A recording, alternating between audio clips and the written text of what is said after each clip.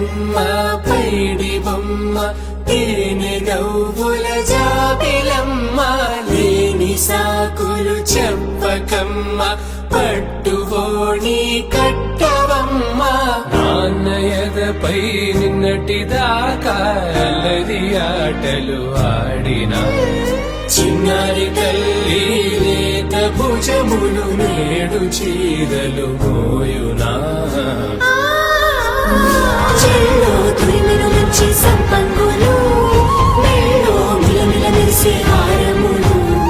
కల్లో నీరిలంటే ఆ కన్నులు అమ్మ ఒళ్ళో కంటాయంట కలకలను